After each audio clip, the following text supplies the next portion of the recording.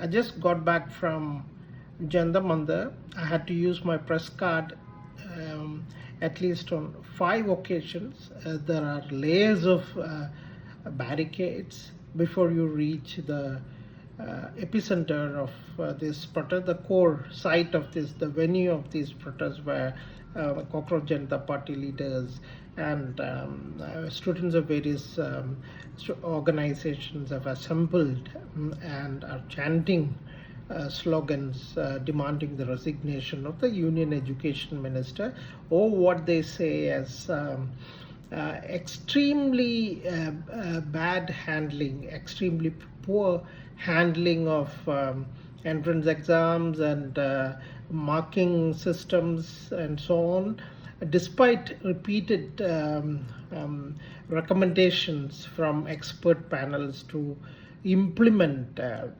certain safeguards. So they say that it is a case of criminal negligence, and so the education minister must go. So they were thrown out of this protest site yesterday after a massive and brutal crackdown by the police, but they are back there. So I think, and then, I spoke to several student leaders and also other protesters who are former students. And one thing very striking to me, and this is the first time, in fact, I'm feeling it this way. Earlier, I've been to the farmers' protests 5 years ago. I was a regular in most of the sites in sites where the farmers had congregated along the border of Delhi. Even there, television journalists from legacy media were not entirely uninvited. Although there were criticism of legacy media, they were the protesters used to speak to them. But this is the first time I'm seeing a massive protest where the protests have completely snubbed, completely spurned the legacy media and are disseminating information about these protests through social media. And the most reviled figure is that in Jantar Mantar is that of a television reporter with an established media channel that they call our Noida channels and things like that. So, the justification that these protesters have is that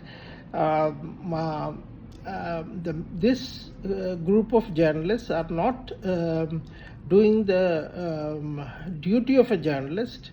They are not being adversarial in a crisis situation when there is mass public dissent, and that they are not speaking truth to power.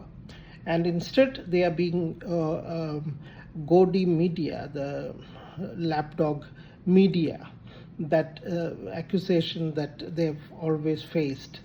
So I think another key takeaway from this protest that I could feel with the ease with which these protesters regrouped and reoccupied the protest site is that they are very determined, and their levels of spirit for resistance is far bigger than what many people have expected. And unfortunately, the playbook that the government has often used to crush dissent, to target identities, and in the case of university students, they're called anti-nationals and Tukte gang.